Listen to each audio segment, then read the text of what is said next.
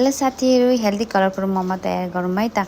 यसको लागि चाहिँ हामीले चाहिँ सुरुमा बन्दालाई चाहिँ कोरेसोमा कोर्नुपर्छ। कोरेसोमा बन्दा कोरिसकेपछि नुन राखेर मजाले मिक्स गरेर त्यसलाई निचार्नुपर्छ। निचार्नुपर्छ, यति धेरै पानी निस्किन्छ है। अनि रेड कलरको लागि हामीले चुकन्दरलाई कोरेसोमा कोरेर मिक्सरमा ग्राइन्ड गरेर सबै पिठोमा चाहिँ मिक्स गर्ने। यो मैदा होइन, पिठोको बनाएको। हामीले नि येल्लो कलरको लागि चाहिँ के हो साथीहरू, हजुरहरू आफै गेस गर्नु होला है, कमेन्ट पनि गर्नुहोस्, म त्यसको बारे एन्सर दिउँला। अनि रेड हेर्नुहोस् त, येल्लो कलर कस्तो राम्रो देखिएको छ। हामी 3 कलरको तयार बनाउँदैछौँ। अनि प्याज चाहिँ काट्न गाह्रो छ, साह्रै आँखा पोल्छ। अनि किमाको लागि प्याज, अदुवा, नुन, अनि मसला, अलिकति अजिनामोटो पनि राख्नु होला, अलिक स्वाद आउँछ त्यसको है।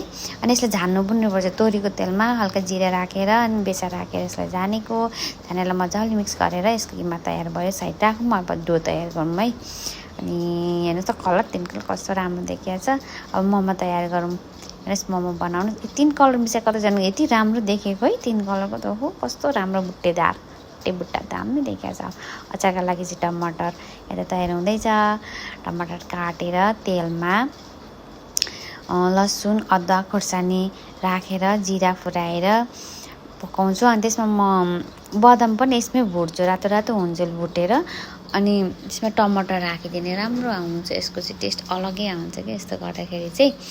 टमाटर राखेर अनि बेसार, नुन राखेर, मसला पनि राख्ने, बेसार पनि, नुन पनि राखेर एकछिन पकाउने। पाकिसके पछाडि सेलाउन दिने अनि मात्रै मिक्सरमा पिस्नुपर्छ है। अनि मिक्सरमा पिसेपछि यस्तो तयार भयो अचार। हेर्नुहोस् त, यस्तो राम्रो। अनि त हाम्रो मोमो पनि पाक्यो। वाउ, कलर त कस्तो राम्रो। त्यसपछि हेर्नुहोस् त मोमो, ओहो कस्तो दामी। ल साथी, यसरी बनाएर खानुहोस् है त।